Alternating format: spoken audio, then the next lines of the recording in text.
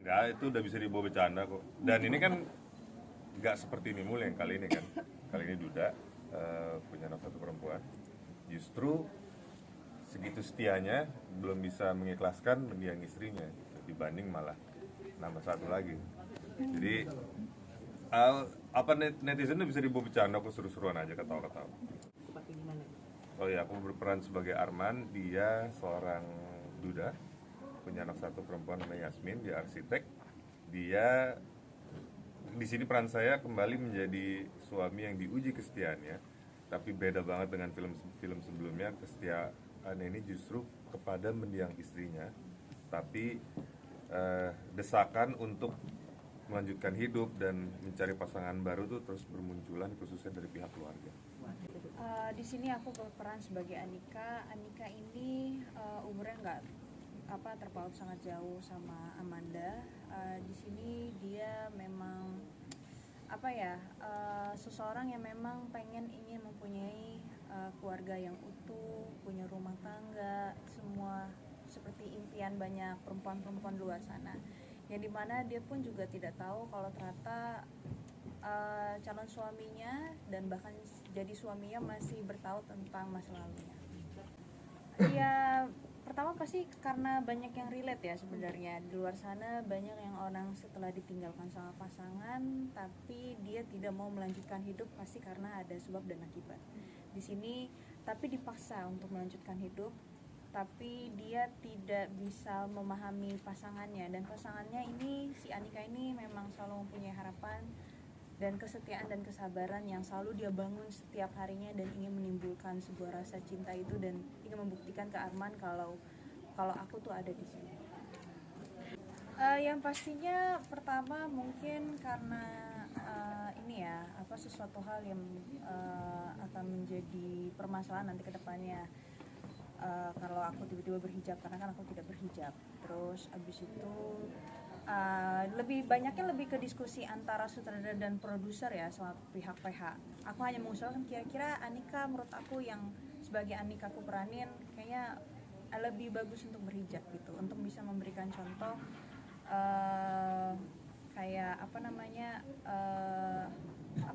sesuatu hal yang baik aja dan bagus aja gitu. Kesulitannya lebih jadi waktu aku konsultasi dengan psikolog itu ternyata banyak banget dapat pencerahan, banyak informasi yang menurutku harus disesuaikan ke skenario gitu, yang kira-kira mana yang masuk akal untuk dilakukan oleh orang yang berduka, mana yang masuk akal yang akan dilakukan oleh Anika sebagai orang yang berusaha mengambil hati orang yang sedang berduka. Nah, itu lumayan intens lah diskusinya antara aku dan Manda, antara kita dan Mbak Ke, Mbak Rati gitu. Bagaimanapun kan ini story-nya dari mereka, tentu kita harus minta izin, kita harus hati-hati juga bagaimana membuat ini semuanya happy. Terus baru diterapin ke lapangan waktu syutingnya. Dari Manda sendiri kesulitannya apa nih? Kalau dari kesulitannya pasti kan untuk sejauh ini, untuk secara kita di lokasi sih menurut aku nggak ada kesulitan gimana ya, karena aku udah pernah schedule bareng sama Kak Fedi, terus dipertemukan lagi di sini.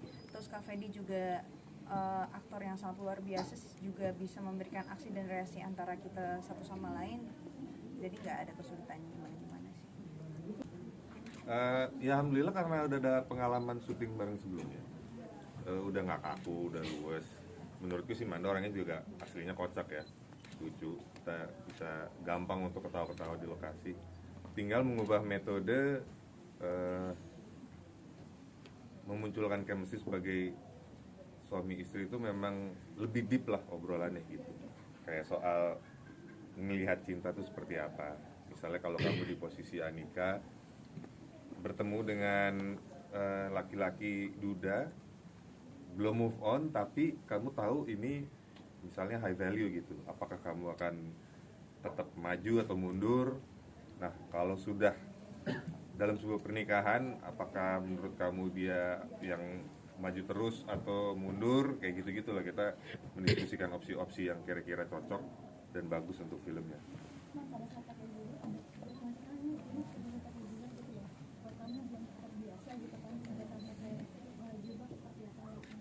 Nyaman-nyaman aja sih, malah nggak perlu harus ribet hairdo ternyata ya. Tinggal pakai Itu juga ciput karena di berjilbab. Bandung enak. Iya, terus Iya, dingin. selama bahkan kalau misalkan selesai syuting pun juga masih jilbab nggak aku lepas. Jadi senang-senang aja sih. Kamu milih model-model sendiri atau dapat dari? Nah kalau itu enggak, saya nggak ngerti. Model-model itu kan ada orang kostumnya. Yang pastinya sih pakai aja sih akunya. Cuma jadinya terbiasa, jadi kalau lokasi juga pakai udah terbiasa jadi ya tertutup. Jadi kalau lokasi juga tertutup. Paling kayak cuma masih kaos tapi at least bawahan kayak celana panjang.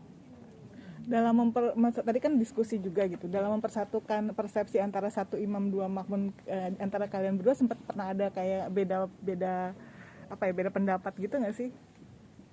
Ada. Aku ceritain aja biar seru ya. Jadi waktu kita lagi reading menuju ending nih gitu kan, lagi reading gitu. Pertama kali sih mungkin sih kan. Manda tuh mengeluarkan komentar yang sangat spontan, menurutku itu penting. Lucu. Ceritain aja pakai ngomong. Lupa ya. Oke, jadi kita reading nih udah begini. Dasar nih bucin goblok. Oh iya. Lebih gitu kan. Kita nengok semua. Oke, tapi itu jadi notes gitu. Kenapa apa yang membuat kamu spontan kayak begitu? Nah itu dari situ kita titiknya mencari apa yang bisa menjembatani antara Amanda dan Anika supaya penonton pun akan simpati, tidak jadi bilang bucin goblok gitu. Yeah. Ya orang bucin biasanya jadi goblok ya, cuma tapi tetap relatable, tetap natural, tetap bisa dimengerti. Yeah. Oke lah, mungkin akan tetap ada yang bilang bucin goblok banget, tapi gua ngerti kenapa lo melakukan hal itu. Nah itu yang kita mau dari penonton. Gitu. Sebetulnya kalau kamu pribadi gitu ngelihat Anika yang sabar banget, ngelihat punya suami yang masih cinta belum on gitu, ikut greget gitu ya Kak? Greget, makanya aku bilang bucin goblok.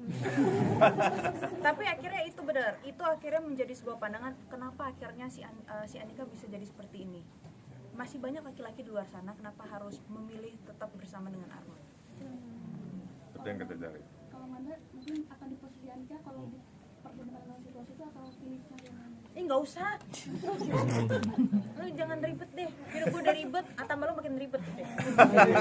Cari yang enak-enak aja. Iyalah. Mas Wedi tapi ikut stres nggak sih? Karena kan mempelajari orang yang berduka gitu. Oh iya. Stres dia mah, stres banget kayaknya. Gimana stresnya gitu Mas? Karena yang namanya menyelami karakter itu juga kita membawa ada psikologi di situ, ada kejiwaan di situ. Di saat kita mencoba memahami seseorang itu kadang empati kita muncul dan itu beneran berpengaruh ke fisik kita gitu. Di saat saya paham bahwa bedanya kehilangan pasangan, kehilangan orang tua, kehilangan anak atau kehilangan teman, kenapa pasangan ini stres paling tinggi itu? Karena apalagi misalnya pacarannya dari SMA, kuliah sampai akhirnya nikah gitu. Itu kan karena mereka tuh mencari sendiri pasangan ini. Sedangkan orang tua ke anak tuh kita nggak punya pilihan untuk tidak dilahirkan gitu. Nah pasangan ini kan cenderung kita mencari ya. Nah itu untuk memahami level-level stres atau gejala yang dialami apa aja itu bisa terpengaruh juga fisik gitu. Dan sedangkan aktor memang sebisa mungkin punya empati yang tinggi gitu kan. Jadi ya untuk apa namanya, begitu reaksi tubuhnya berasa juga Manda lihat saya lagi ngelakuin relaksasi supaya tensinya menurun segala macam gitu. Dan apa namanya, apalagi sebagai aktor saya tuh lagi adu acting aja sama Manda, sebenarnya kasihan tapi dialog atau adegan menyuruh saya untuk menolak, jangan kasih Anika ini masuk gitu. Tapi ngeliat reaksinya Manda waktu memerankan Anika tuh kalau ditanya mungkin si aktor Fedi ya yang merasa ini kasihan banget sih ini perempuan, sebenarnya ini Arman nggak adil, dia tidak jujur di awal gitu. Nah tapi secara profesional, secara adegan harus nolak Anika ini jangan masuk. Nah itu bisa melelahkan buat fisik.